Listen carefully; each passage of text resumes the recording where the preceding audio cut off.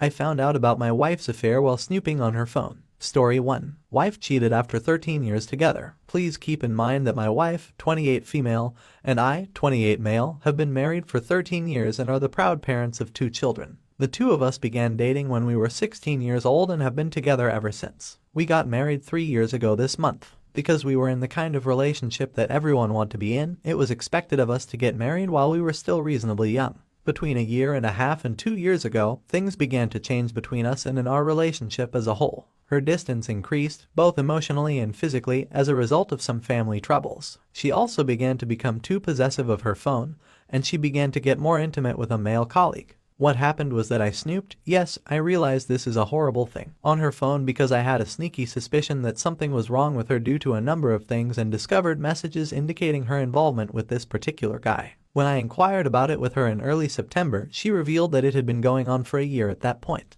It was discovered that he and she were having an affair in our home, and that they were sleeping in the same bedroom that would someday house our future children. She sincerely apologized and pledged that it would never happen again, and I informed her that, in order for us to continue our relationship, she must not have any contact with the person with whom she had cheated on me. She accepted my request and promised to never do it again. She agreed to my requirements and promised that she would never do it again. Almost 2 months later, they are still in contact on a regular basis, with her claiming that it is unreasonable of me to ask her not to interact with someone she considers to be a close friend of hers. Honestly, I'm at a loss for what to do next at this point. In an effort to test whether I can keep going, I'm afraid that I won't be able to place my trust in her ever more than once. I believe that her decision to retain contact with him indicates that she values their relationship above her and my relationship. What I'm really struggling with is deciding between what my instincts are telling me and what my intellect is urging me to do. She also urged me not to inform any of our friends about what was going on, so I don't have anybody else to turn to for guidance at this point. We really apologize for the outburst, but this is the first time I've put it all down on writing, and I honestly don't know how to continue or live with the circumstances at this point.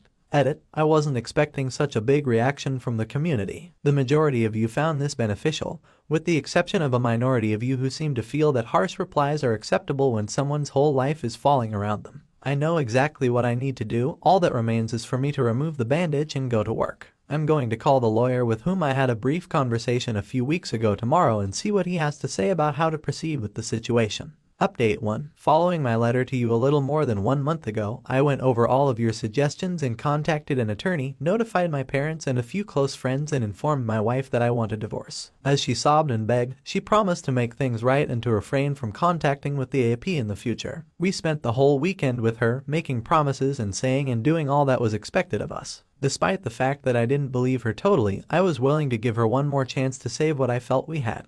Things were okay. We had been coexisting for about a month, but she was paying more attention to me and was less engrossed in her phone's notifications. After that, 2 weekends ago, she handed me her phone to show me something, and as I carefully went up on her open apps, there she was, on Instagram, speaking with her Associated Press reporter. After I freaked out, the woman informed me that he had just texted her and that she was unable to respond. They were talking about what they were going to do the next night as I was reading their conversation. Once again, I was taken advantage of, lied to, and duped. She said that she would ultimately ban him, but that she wanted to say goodbye since he was a pal in the meanwhile. I told her it was inexcusable and that she needed to stop all connection with him and block him immediately, which she agreed to do right away and pledged to do. I inquired of her 2 days later as to whether she had blocked him, and she said that she had not. The long and short of it is that I notified her right immediately that we were divorcing and that we could either go through mediation if she agreed with my wishes, or I could hire a lawyer and obtain what I wanted regardless of whether she agreed. She agreed to mediation, and we will begin the process as soon as possible. It took me a lot longer than it should have, but I've now gained enough self-respect to put a stop to this and go out and live the life of happiness that I so richly deserve. She continues to attempt to make me feel guilty about it all,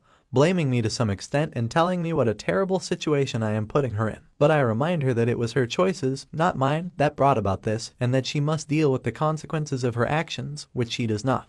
I've been notifying more of my friends about what happened, in addition to alerting the rest of my family about what happened. This is not how I had envisioned my life would turn out, but I see it as a blessing in disguise, and I am certain that I will meet someone who will really make me happy in the end. Final update. I was gaslighted as soon as I notified my ex-girlfriend, who is 29 years old, of our planned divorce, and the gaslighting began immediately. In the face of her accusations that I was to blame for our current predicament, that I had given up on our marriage, that it was extremely sad for me to be letting our relationship end in this manner, and that I was going to take away the house where our dog felt safe. I remained steadfast and proceeded with the divorce mediation process. During the mediation, everything went nicely, and she agreed to all I asked of her. In the mail yesterday, I got notice from the courts that I am officially a free man. Her departure occurred 1 month before the sale of our home was finished, and our house sold within 3 months of the start of mediation. We were living together while waiting for the house to sell, during which time she continued to blame me and tell me that I am terrible because I refused to speak to her at all, among a slew of other things that only an extremely ill person would believe given the circumstances, among other things, and the gaslighting continued.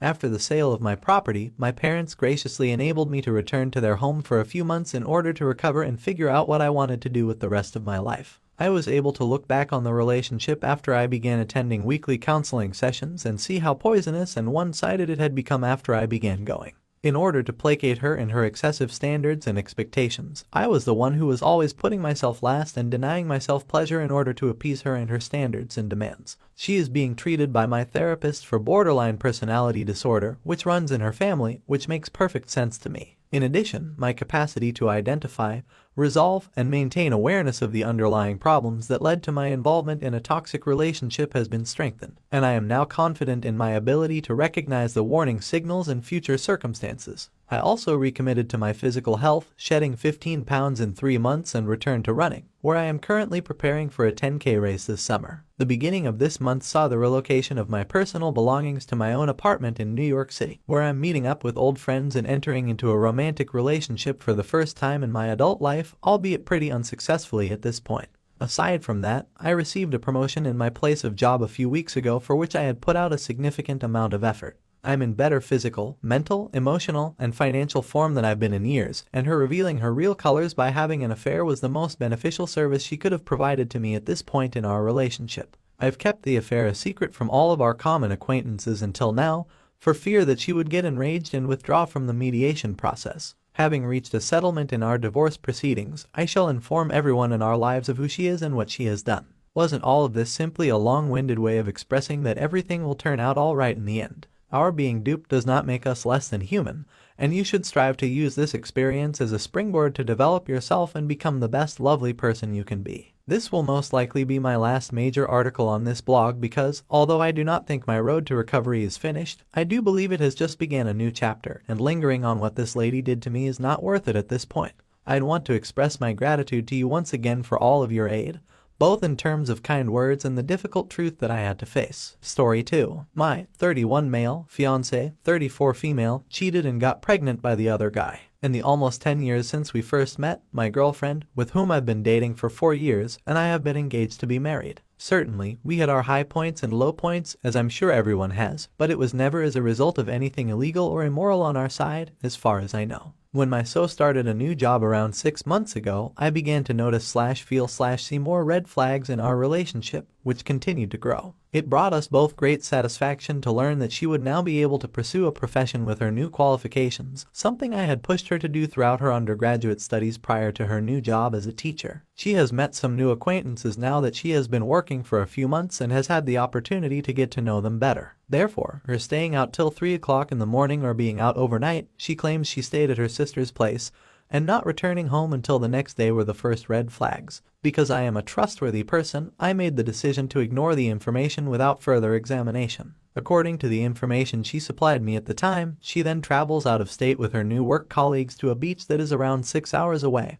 which is approximately 6 hours away. She went to a bar while on her beach vacation, where she met a man with whom she had contact, according to reports. Consider the following scenario. My so returns home after a vacation and informs me the next day that she must leave in order to review our engagement and relationship. Obviously, the fact that I've been going about my business as usual without seeing anything unusual at this moment, I'm not aware of any instances of cheating, has taken me by complete surprise. It took all I had to convince her to remain, including a promise to take her to counseling. She refused and left, claiming she was sleeping at her sister's home, which she later confirmed was correct. Her return was finally met with a statement stating that she wanted to work on her issues and that she was prepared to attend couples counseling with her husband and children. She informed me that she was having a kid 3 weeks prior to this. For the second time, I'm a trusting person, so I believe it to be mine, particularly because my wife and I have been trying to create a family for quite some time. I'm thrilled and immediately begin making baby-related plans, as well as purchasing baby books, corner protectors, and other baby-related products. However, those red flags began to appear in my head and my thoughts began to swirl around in circles. A consequence of this conversation, I told my girlfriend that I planned to get a paternity test conducted in order to prove my fatherhood.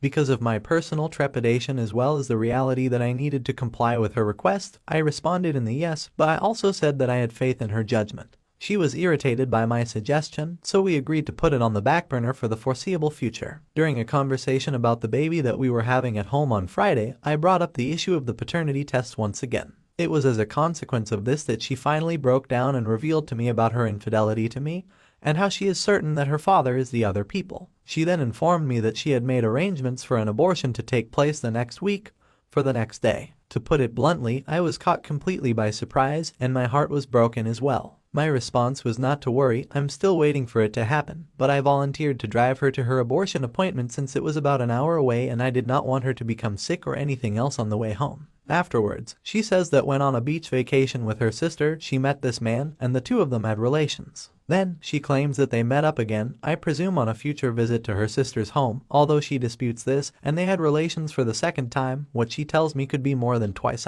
Upon further investigation, it was discovered that the father had told her that he did not want anything to do with the kid and that he had urged her to have an abortion. My guess is that receiving this news was tough for her to accept since she had been wishing a child for quite some time. He also advised that she get in touch with me about discussing the issue on her own. Lol, I guess they talked about me. It's likely that I would have ended up in that scenario if I hadn't been talking about paternity testing. Within a few months, I had moved out of our apartment and back into my parents' home. It seems like she is making an effort to convey her love for me, but I feel misled and do not see how anything can be addressed at this point in our relationship. That our life together has been destroyed and that I have lost my companion, her dog, despite the fact that I am always at home with it since I WFH, as well as all of the other things that break when a relationship ends, makes me quite depressed. To put it another way, I'm seeking for some direction on what I should be doing next. Alternatively, I'd want to know if anybody has any thoughts on how I might begin experiencing the impacts of this, since I'm currently feeling lifeless and would appreciate any help. Around 85% of my possessions have been transported, the remainder are in storage and packaged up, so I'll have to schedule some time with the ex-fiancé to look through it all. Nevertheless, after the last trip there is accomplished, I'll be completely relocated to the new location. I was able to get everything of significant value out of there for me. At it too, I had to go over and assist her in getting rid of the remaining items since her lease was set to end on December 31st, 2021, but she hadn't completely moved out of the house by that time. Initially, I had the idea that there was a lot more work to be done, but fortunately, it wasn't that awful, and it only took me around 2 hours to move everything out of there and into the bus. After that, I said my goodbyes to her without expressing any emotion and walked away. Since then, I haven't seen or heard from her. That left me with just one thing to worry about, automobile insurance, which I canceled and replaced with a new policy. The reason I contacted her was to inform her that her insurance coverage was about to expire and that she had 10 days to get a new policy, so I gave her plenty of notice. I have no idea what she did with the extra time she was given, and it is not my responsibility to find out. 3 years have passed since I contacted her for vehicle insurance on January 3rd, 2022, and I have not had any more touch with her since that time. She has made no effort to contact me in the last week or so. This is not because I want her to contact me. In fact, I'm relieved that she hasn't sought to contact me through phone or any other means. I got in contact with my landlord, who informed me that I will be getting papers about my early termination fee and how to pay it in the near future. I was relieved. I was overjoyed when I learned of this development. Even though the tenants portal is available online, my account has been disabled, therefore I am unable to view any of the information. However, the landlord did remark that they already had a new tenant lined up, which turned out to be accurate. This is due to the fact that they have not provided me with any information on how this termination fee would be computed, but since I haven't paid anything yet, I'm just sitting here waiting for it to arrive in the mail at some time. I'm wondering whether there's anything specific to COVID that prohibits them from billing me, or if there's some other restriction that I'm not aware of that keeps them from charging me. The invoice is almost likely to arrive, but it would be a pleasant surprise to not be required to pay the $3,000. With that out of the way, things have been going nicely for me. I have not yet suffered any kind of emotional suffering due to this situation. It was as if I hadn't cried a single tear for her or for the termination of our relationship in the previous several months. I feel I have reclaimed my independence. I've been working out at the gym, taking on part-time jobs, and participating in my interests whenever the chance presents itself to me. In addition, I had planned a rock climbing and trekking vacation with one of my closest friends, whom I don't get to see very frequently these days because of our hectic schedules. Decisions are made on my own, without the need to contact anybody else or check on our financial situation or make sure that our calendars are organized, which is pretty freeing. The fact that I have unlimited freedom to do anything I want is astonishing to me. Someone commented on this page that I hadn't been sad because my future self knew how wonderful my life would be one day, and I believe this to be true more and more every day as time goes on. In my youth, I felt restricted, but I no longer feel that way, and I want to experience all that life has to offer at this point in my life.